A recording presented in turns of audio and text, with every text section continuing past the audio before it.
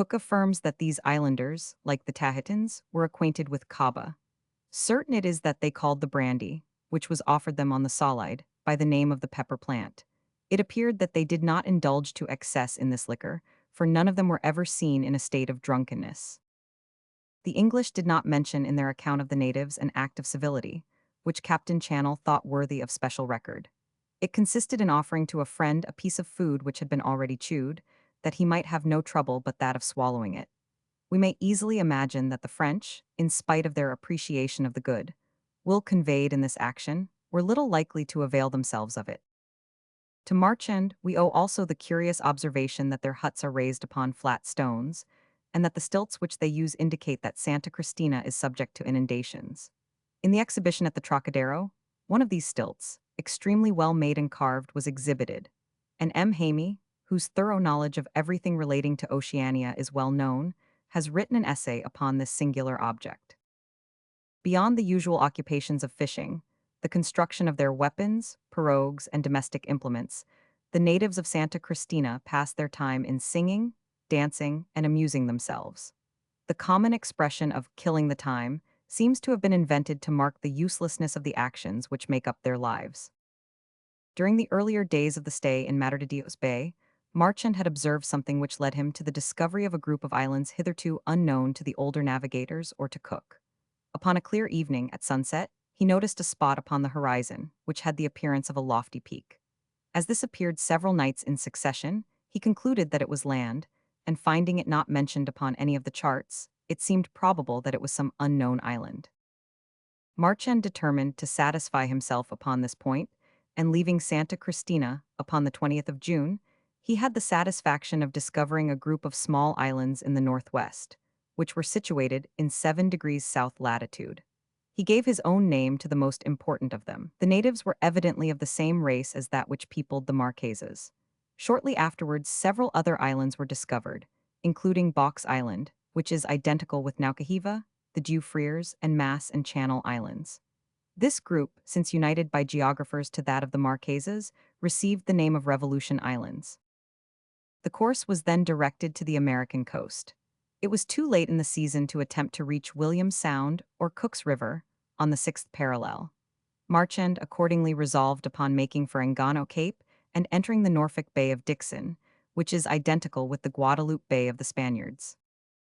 Upon the 7th of August, Engano Cape was sighted, and after 5 days of calm anchor was cast in Guadalupe Bay. There had not been a single case of scurvy on board, after 242 days' navigation, 10 of which only were passed in port, at Praia and Madre de Dios, and after traversing some 5,800 leagues of sea.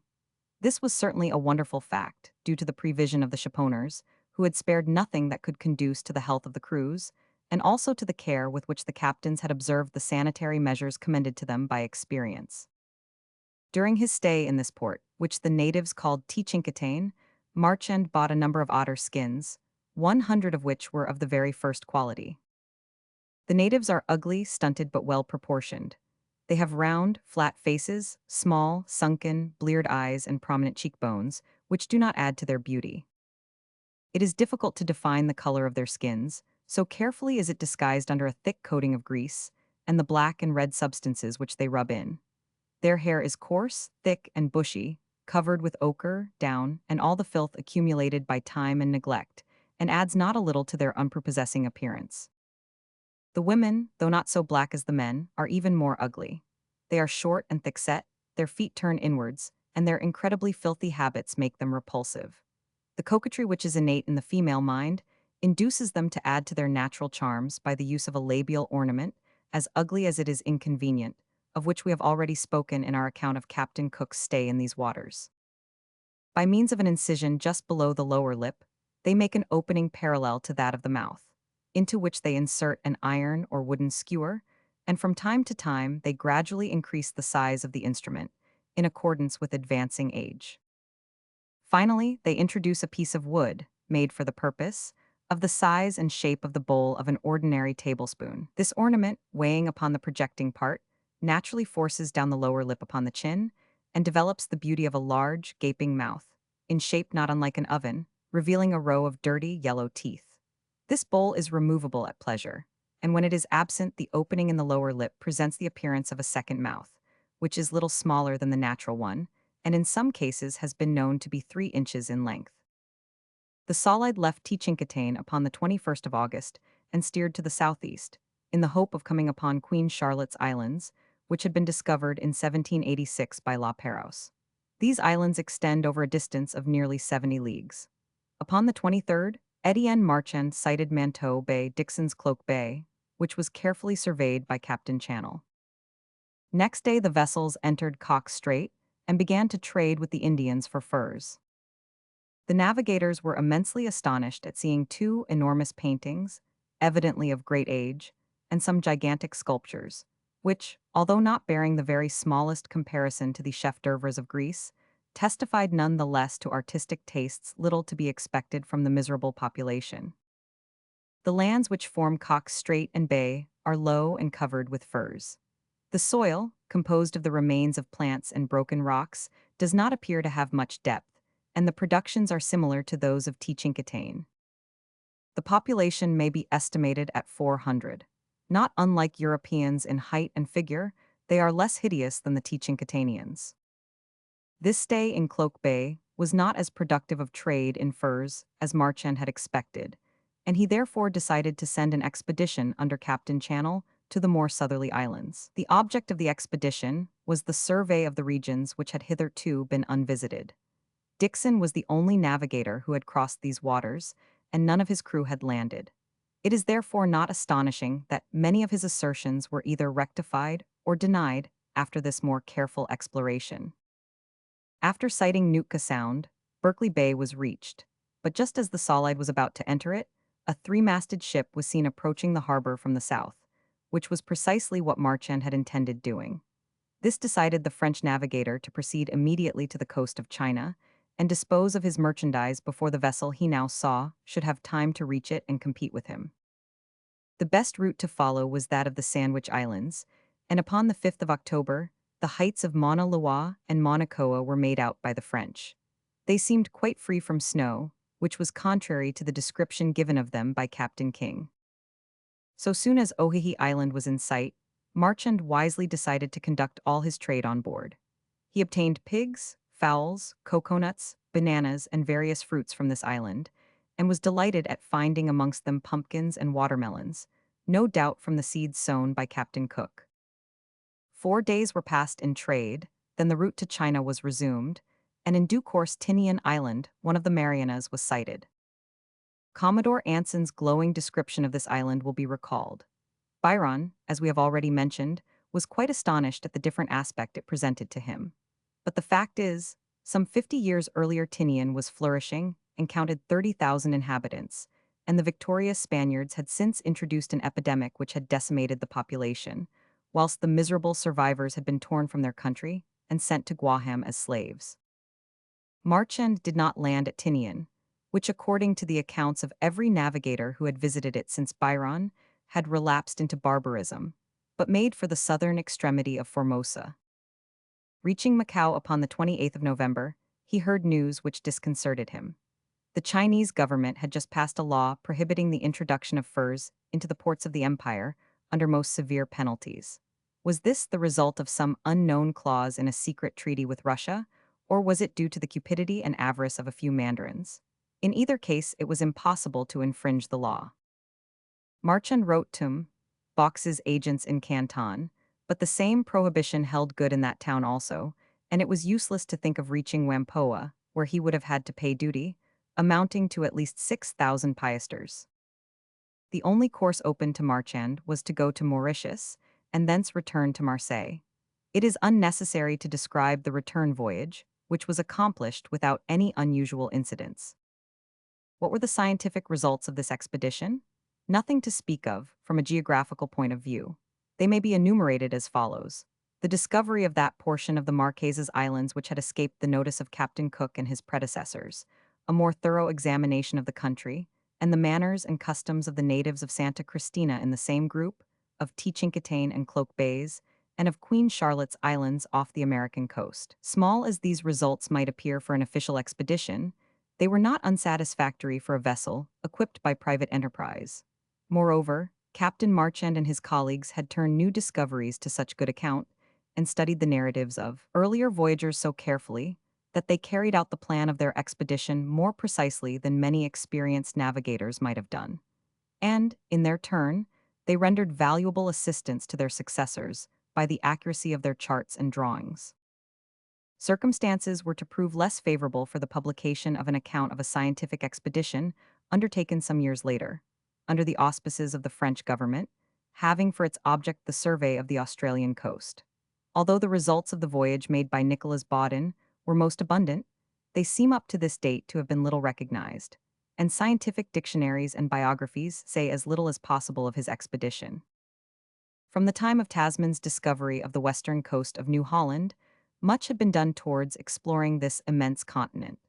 Cook had carefully surveyed the eastern coast, discovering Endeavour Strait, and had urged upon his government the great advantages which would accrue from the founding of a colony in Botany Bay. In 1788, Philip, with his band of convicts, had laid the foundation of Port Jackson and of English power in this fifth continent of the world.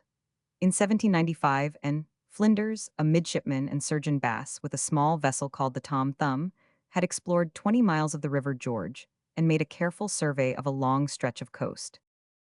In 1797, Bass discovered a large harbor, which he named Western Port on account of its situation.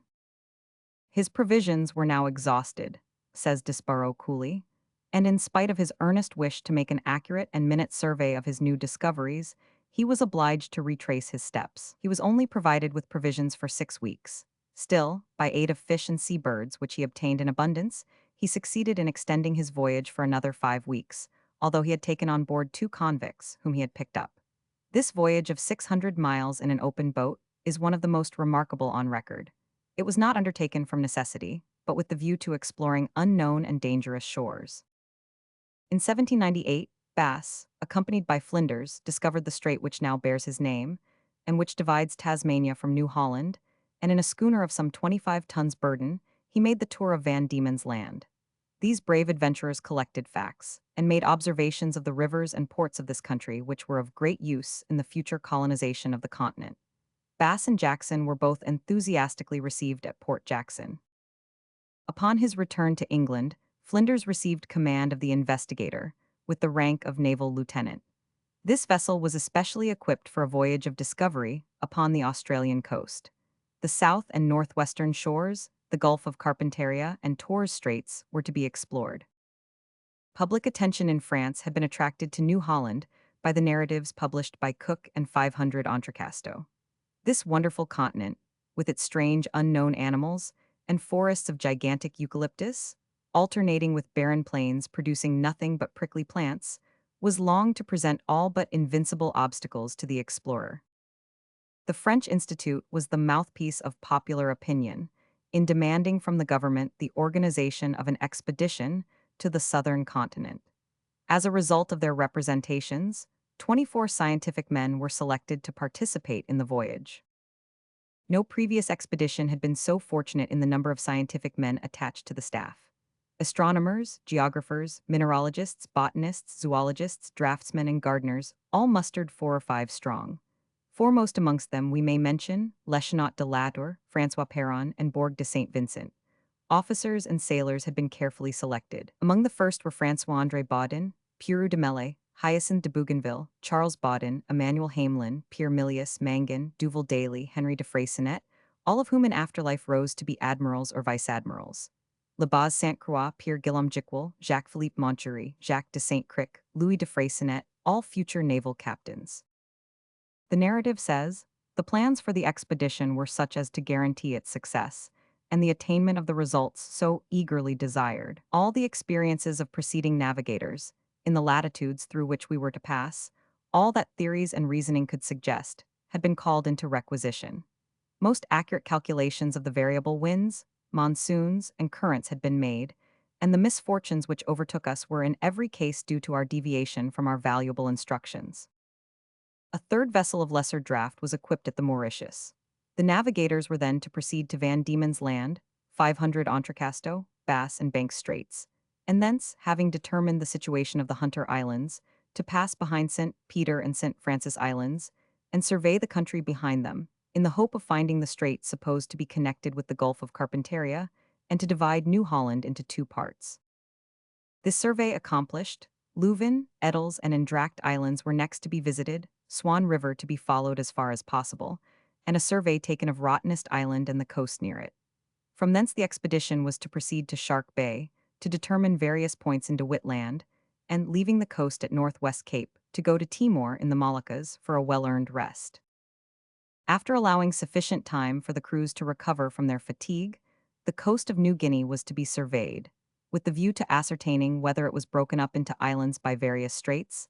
The further portion of Gulf of Carpentaria was to be explored, various districts in Arnhem Land were to be reconnoitered, and from thence the expedition was to proceed to Mauritius, on its way to Europe.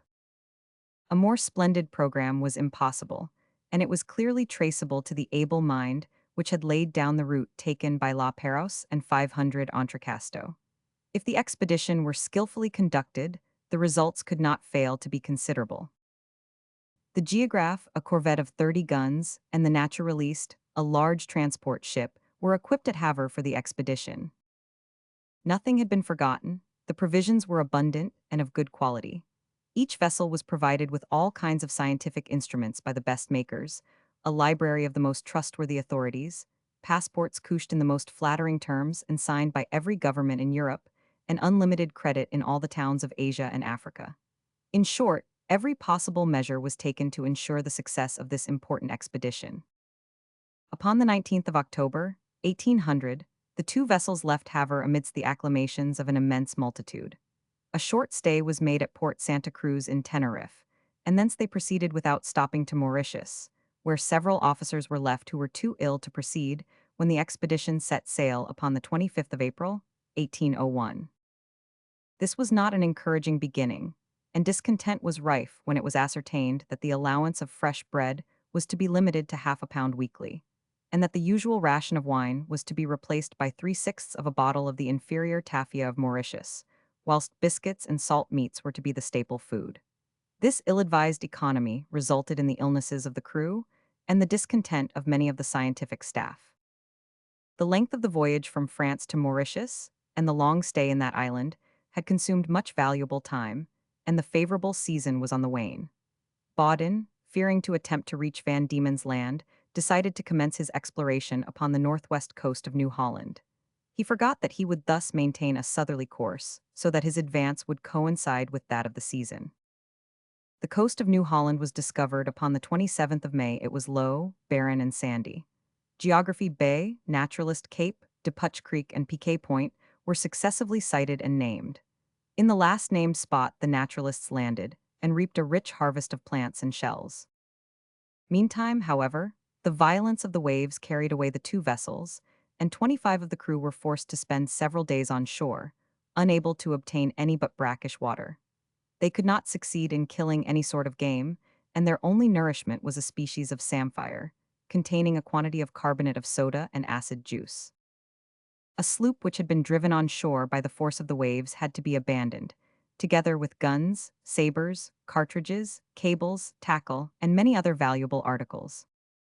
But the worst part of this last misfortune, says the narrative, was the loss of Vass of Deep, one of the most able of the crew of the Naturaliste.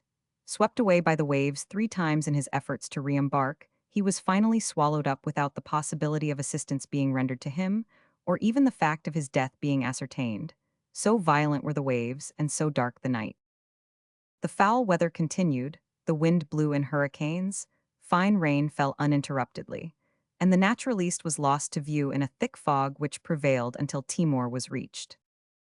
Upon reaching Rottenest Island, which he had named as a place of rendezvous to Captain Hamilton in case of separation, Baudin, to the surprise of everyone, gave orders to make for Shark's Bay, upon the coast of Endracht Island.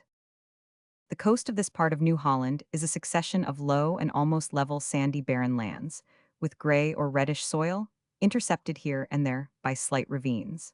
The coast is almost perpendicular, and is protected by inaccessible reefs. It well deserves the name of the Iron Coast, which was bestowed upon it by the able hydrographer Boulanger. From Dirk-Hartog Island, where Endracht Land commences, Door Islands, Bernier Islands, where troops of kangaroos were met with, and Dampier roadstead were successively sighted as far as Shark's Bay, which was thoroughly explored. Native hut in Endracht land. Native hut in Endracht land. Facsimile of early engraving. Upon leaving Endracht land, which offers no attractions, De Witt land, extending from the Northwest Cape to Arnhem land, over 10 degrees of latitude and 15 of longitude, was thoroughly surveyed. Much the same incidents and dangers were met with by the explorers as they successively named Hermit and Forester Islands, the latter with volcanic soil. The Basse-Terre in Geography Channel, low lands which were avoided with difficulty, with Bidant and Lacebead Islands, Capes Borda and Malien, Champagny d'Arcole, Freycinet, Lucas, and other islands were seen and named. Amidst these numberless islands, says the narrative, there was little to please the navigators. The sun shines unprotected by any clouds, and, except during the nocturnal storms, there is no movement even of the water. Man appears to have fled from this ungrateful soil, for no trace of his presence is to be seen. It is difficult for the traveler, who turns in despair from the inhospitable islands of this forsaken coast, where dangers of every sort assail him, and no provisions are to be had, to reflect that this barren country adjoins groups of Asiatic islands upon which nature has lavished her treasures and delights with a liberal hand. The discovery of the Buonaparte archipelago completed the survey of this miserable region. It is situated between 13 degrees 15 S lat and degrees 30 long W of Paris. The wretched food upon which we had lived since we left Mauritius had tried the strongest constitutions. The ravages of scurvy had been severely felt, our store of water was very low, and there was no possibility of replenishing it in this miserable region. The time approached for the return of the monsoon, and its accompanying storms must be avoided on this coast.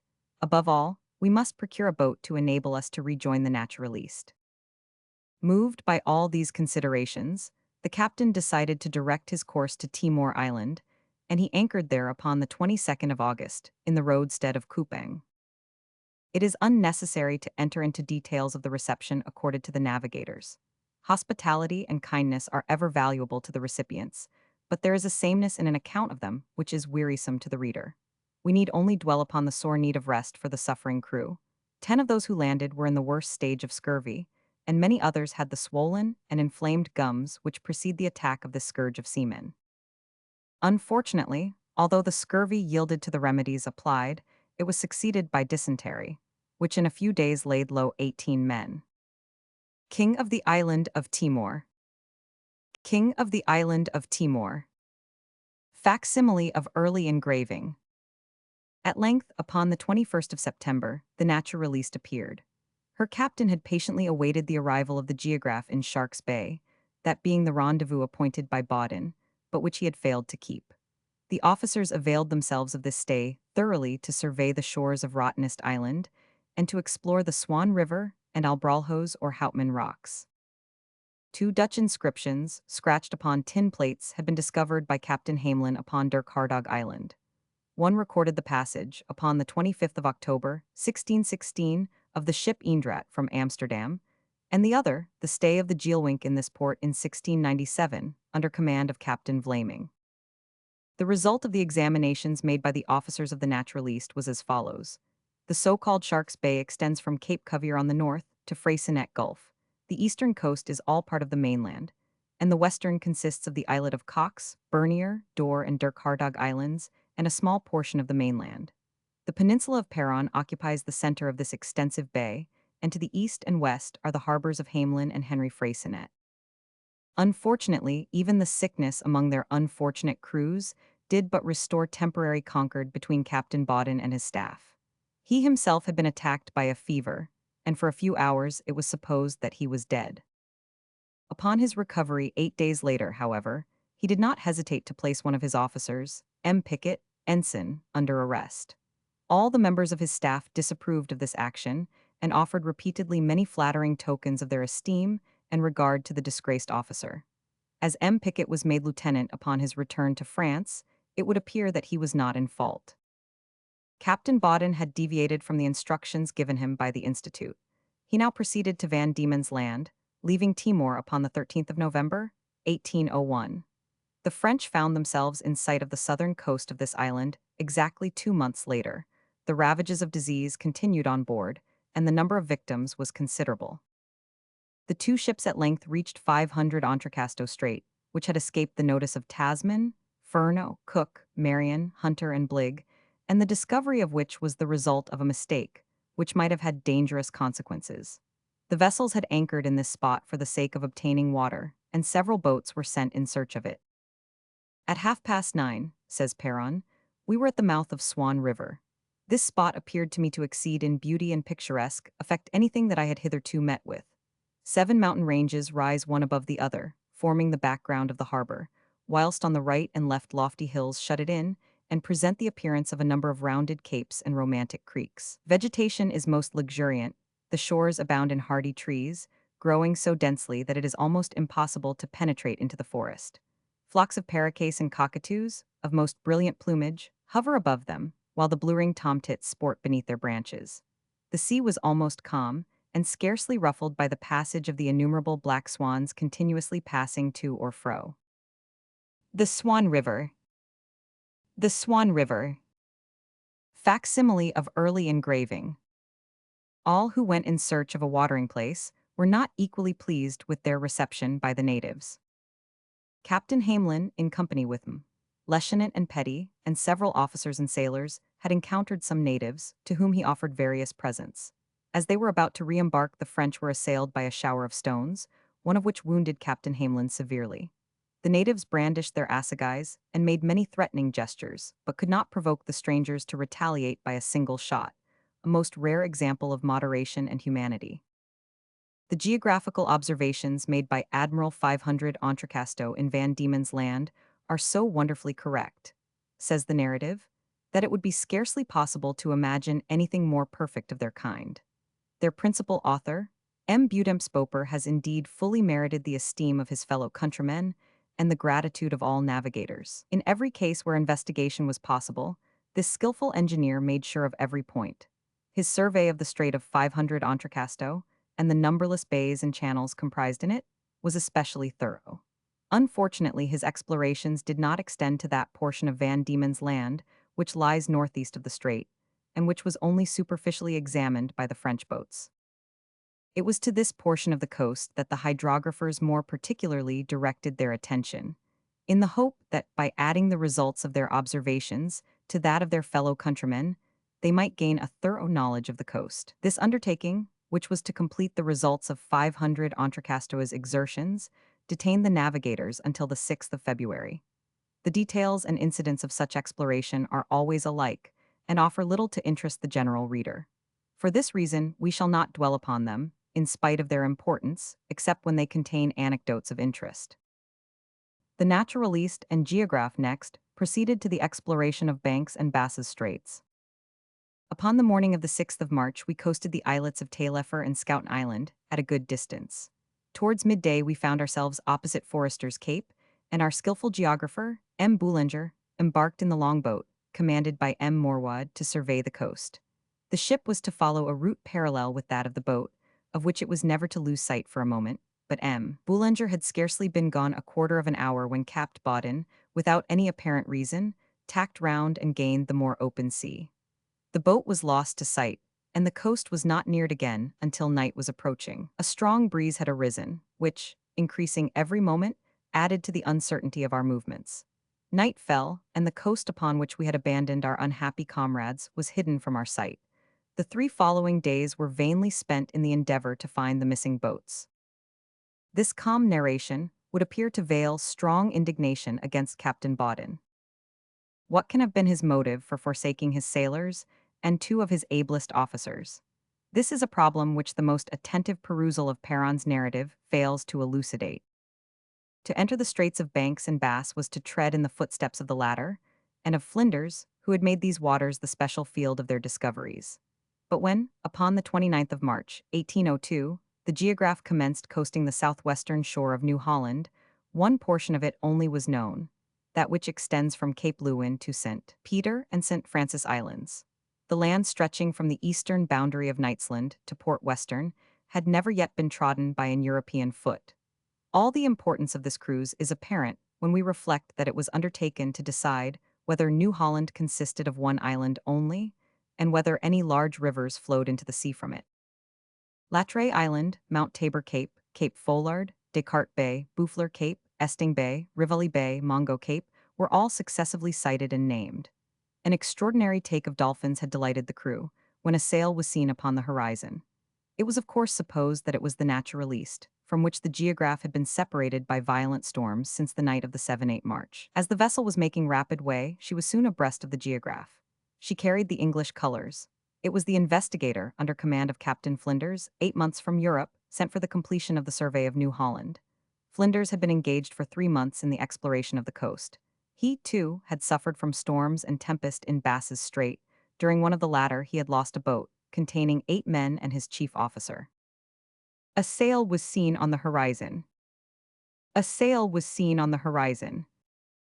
The Geograph visited in succession Cape Cretet, the peninsula of Florian, which is about 20 miles in extent, the Gulf of St. Vincent, so called by Flinders, Kangaroo Island, Althorpe Islands, Spencer Gulf, upon the western coast of which is Port Lincoln, the finest and safest harbor in New Holland, and the islands of St. Francis and St. Peter. Certainly Captain Baudin, in order to render this hydrographical survey complete, should have followed out his instructions and penetrated beyond St. Peter and St. Francis Islands. The weather, however, was too unpropitious, and this exploration was reserved for a future expedition. Scurvy meantime made fearful ravages amongst the adventurers. More than half the crew were incapable of service. 2 only of the helmsmen were in a fit condition for duty. How could anything else be expected in a vessel which was not provided with either wine or brandy, but was provisioned only with fetid water, biscuits infested with maggots, and putrid meats, the mere smell of which was injurious? Winter, too, had set in the southern hemisphere, and the crews were in sore need of rest. The nearest harbor was Port Jackson, and the shortest passage thither was by Bass's Strait. Baudin, who always appears to have disliked following a beaten track, thought differently, and gave orders for doubling the southern extremity of Van Diemen's Land. Upon the 20th of May, anchor was cast in Adventure Bay. The sick who could be moved were carried on shore, where water was plentiful, but the stormy waters were no longer passable. A thick fog prevailed, and only the sound of the waves breaking upon the shore saved the vessels from running aground. The number of sick increased. The ocean claimed a fresh victim each succeeding day. Upon the 4th of June there were only 6 men equal to their work, and the tempest increased in fury, yet the Geograph escaped destruction once more. The sick were carried on shore. The sick were carried on shore. Upon the 17th of June, a vessel was signaled, and from her captain, the navigators learned that the naturaliste, after waiting vainly for her consort at Port Jackson, had gone in search of her, that the abandoned boat had been rescued by an English vessel, and the crew had been received upon the naturaliste. The Geograph was awaited with eager impatience at Port Jackson, where help of every kind was prepared for her. The Geograph was for 3 days within reach of Port Jackson, and yet unable to enter the harbor for want of able-bodied seamen to work her. An English sloop, with a pilot and the necessary men for working the vessel, was, however, sent to the rescue. The entrance to Port Jackson is only 2 miles in width, but it widens until it forms a large harbor containing water enough for the largest ships and space enough to accommodate all comers in perfect safety. 1,000 ships of the line might easily anchor there, according to Commodore Phillip's report. Towards the center of this magnificent port, and upon its southern coast, the town of Sydney is situated. Built upon 2 adjacent hills, and watered by a small river which runs through it, this rising town presents a pleasant and picturesque appearance. The eye is at once struck by the fortifications, and the hospital, which is large enough to contain 200 or 300 sick, and was brought from England in pieces by Commodore Phillips. Immense warehouses, for the reception of the cargoes of the largest vessels, are built upon the shore. Ships of all kinds were being constructed in the yards from the wood of the country. View of Sydney. View of Sydney. Facsimile of early engraving. With a sentiment of respect, which almost amounts to veneration, the sloop in which M. Bass made the discovery of the strait which separates Tasmania from New Holland is preserved. Snuff boxes made of the wood of her keel are valued as relics by their possessors, and the governor of the fort could think of no more acceptable present for Captain Baudin than a piece of the wood of this famous vessel, mounted in silver, upon which the chief details of the discovery of Bass's Straits were engraved. Equally worthy of admiration were the prison, capable of lodging 200 prisoners, the wine and provision warehouses, the exercising ground, overlooked by the governor's house, the barracks, observatory, and the English church, of which the foundations were at this time but just laid. The great change in the conduct and condition of the convicts was not less interesting. We found new cause for surprise in the population of the colony. A more worthy subject for the reflection of a philosopher or statesman never existed. No brighter example of the influence of social institutions can be imagined than that afforded on the distant shores of which we are speaking. Here are to be found the formidable ruffians who, in a civilized country, were the terror of their government. Transported to these foreign shores, ejected from European society, and placed from their first arrival between the certainty of punishment on the one hand and the hope of a better fate in store for them upon the other. Surrounded by a surveillance as benevolent as it is active, they are absolutely forced to relinquish their antisocial habits. The majority, after expiating their crimes by hard labor, received the rank of citizenship, interested themselves in the maintenance of order and justice, for the sake of the preservation of such property as they have accumulated, many of them having become husbands and fathers. The closest of all ties bind them to their present situation. The same revolution, brought about by the same means, takes place in the lives of the women and wretched girls. By degrees accustomed to more correct principles of conduct, they in time become the mothers of hard-working and honest families. The welcome accorded to the French at Port Jackson was in the highest degree satisfactory. Every possible facility for the prosecution of their researches was afforded to the naturalists, whilst the military authorities and private inhabitants vied with each other in offering provisions and help of every kind. Many were the successful excursions in the neighborhood, and the naturalists delighted in examining the famous vineyards of Rose Hill, to which the finest plants from the Cape, the Canary Islands, Madeira, Exers, and Bordeaux had been transported. When questioned, the vine dressers said the plants sprout more vigorously here than anywhere else, but the first breath of wind from the northwest is enough to destroy everything. Buds, flowers, and leaves alike withering beneath its scorching heat. Somewhat later, the culture of the vine, transported to a more favorable locality, increased greatly, and although it has as yet not attained to any remarkable growth, furnishes a wine which is pleasant to the taste and very alcoholic. The Blue Mountains, which for a long time bounded European research, are 30 miles beyond Sydney. Lieutenant Dawes and Captain Tench Patterson, who explored Hawkesbury River, the Nile of New Holland, Hacking, Bass, and Barrelier, had alike failed to scale them. Already, the thinning of the trees in the neighboring forests and the excellence of the grass had rendered New South Wales an excellent pasturage. Cattle and sheep had been largely imported. They multiplied so quickly that in state pastures alone, there were no less than 1,800 head of cattle within a short time of our stay at Port Jackson.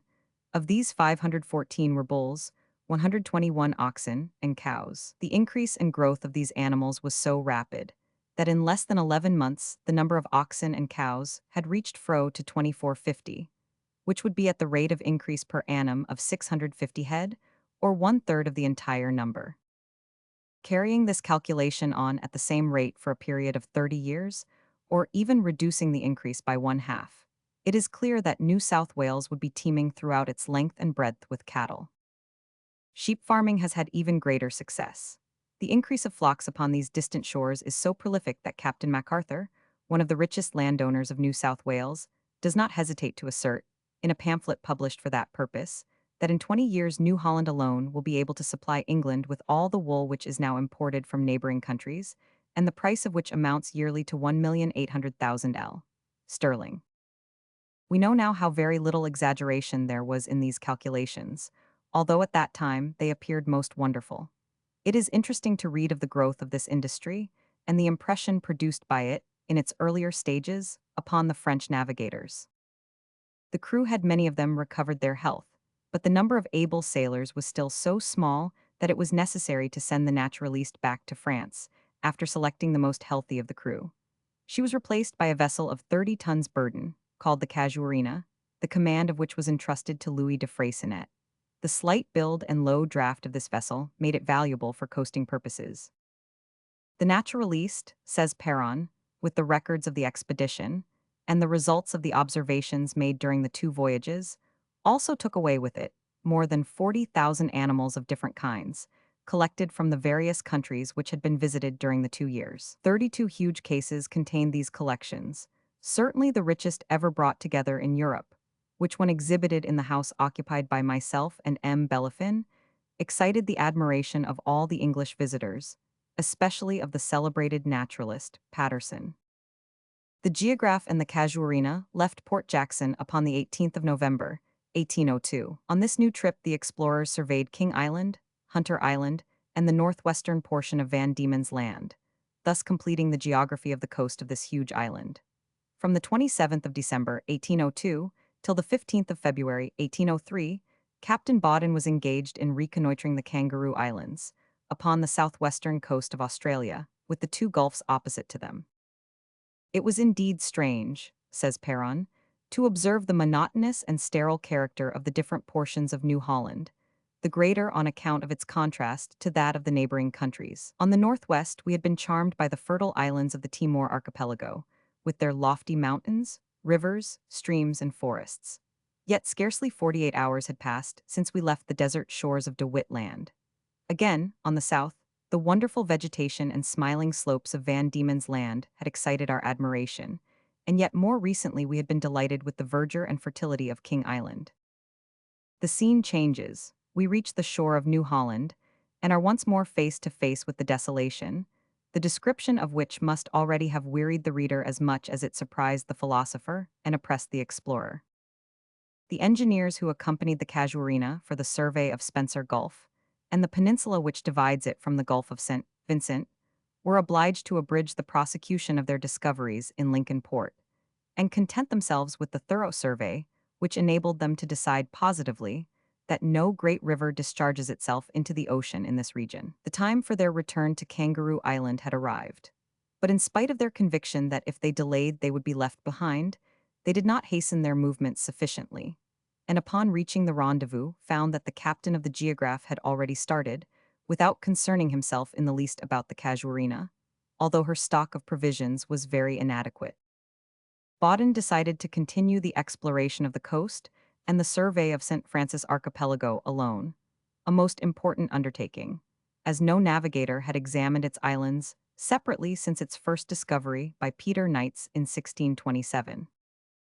Flinders had really just made this exploration, but Bauden was not aware of this, and fancied himself the first European who had entered these waters since their discovery. When the Geograph reached King George's Harbor upon the 6th of February, the Casuarina had already arrived there, but in such a damaged condition that her captain had been obliged to run her aground. King George's Sound, discovered in 1791 by Vancouver, is of great importance, as being the only point throughout an extent of coast equal to the distance between Paris and St. Petersburg, where it is possible to rely upon obtaining sweet water at all seasons of the year. In spite of its advantages in this respect, the surrounding country is very barren. M. Boulanger in his journal says, "The aspect of the country inland at this point is perfectly horrible. Even birds are scarce. It is a silent desert." In one of the recesses of this bay, known as Oyster Harbor, a naturalist named M. Fora discovered a large river, named after the French, the mouth of which was as wide as the Seine at Paris. He undertook to ascend it, and thus penetrated as far as possible into the interior of the country. About 2 leagues from the entrance of the river, his further progress was arrested by 2 embankments, solidly constructed of stones, connected with a small island, and forming an impassable obstacle. This barrier was pierced by several openings, most of them above the low tide level, and much wider upon the side facing the sea than upon the other. By these openings, the fish which entered the river at high tide could easily pass through, but could not return, and were consequently imprisoned in a sort of reservoir, where the natives could catch them at their leisure. Amphora found no less than 5 of these erections, in the space of less than the third of a mile, a most singular proof of the ingenuity of the barbarous natives of the country, who in other respects appear upon the level of brutes. In King George's Harbor, one of the officers attached to the Geograph, named M. Ransonnet, more fortunate than Vancouver and 500 Entrecasteaux, had an interview with the natives. This was the first time a European had been able to approach them.